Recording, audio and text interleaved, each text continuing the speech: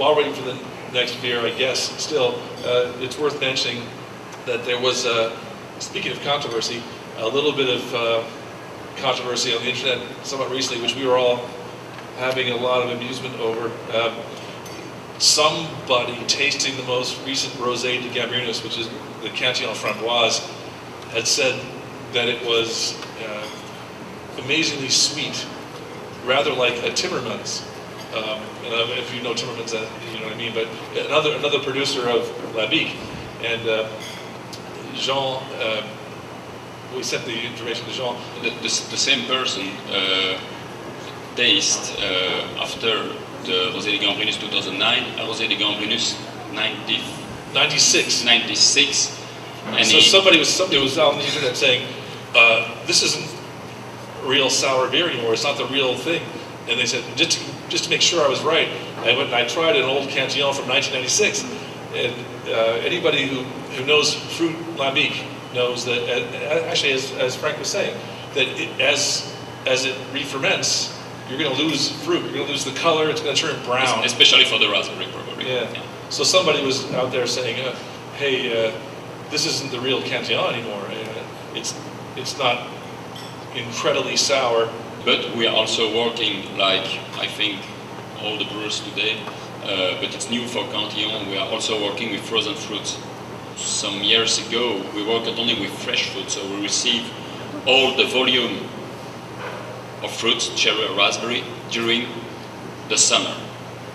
And we use it, all the fruits.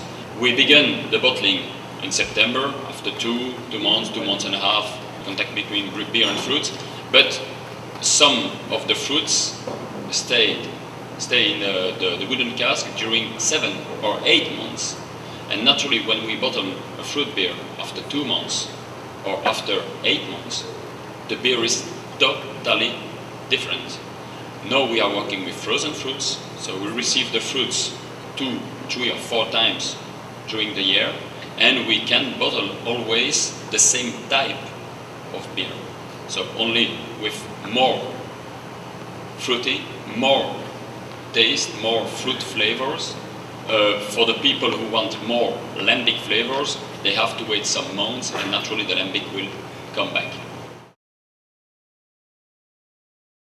We made a lot of experiments at the brewery Cantillon, but we don't commercialize those beers, so don't search this beer on the market, this beer don't exist.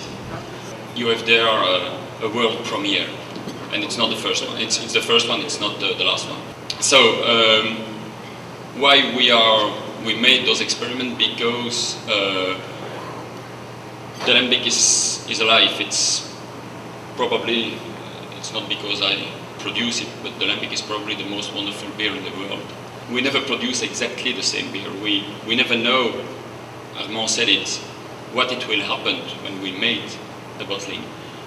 Even when we bottle a blend of gueuze, of classic gueuze, for example, if we bottle the same blend in a small bottle or in a large bottle, after 6 months, the beer will be different, because yeast react differently because of the volume.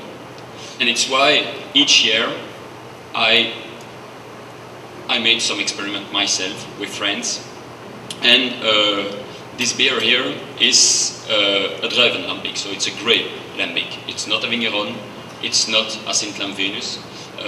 It exists a lot of different types of grapes, and we have at the brewery Cantillon very good contact with a lot of wineries. Lambic is a very special beer. Lambic is a beer because made with cereals, but Lambic is also close to the wine world. We have a lot of good friends in France, in Italy, and one of them asked me if it was possible to make an experiment. Olivier Le Masson is a winemaker in the Loire Valley in France. It's a producer of natural wines, so he has exactly the same philosophy than us at the brewery Cantillon. And Olivier tried to save a very old type of grapes who disappears a bit like the lambic. And we made this experiment with Pineau d'Onis. So it's the name of the cépage, the type of grapes. It's very special grapes, used only to blend. Wine made only with Pineau d'Onis don't exist or are very rare.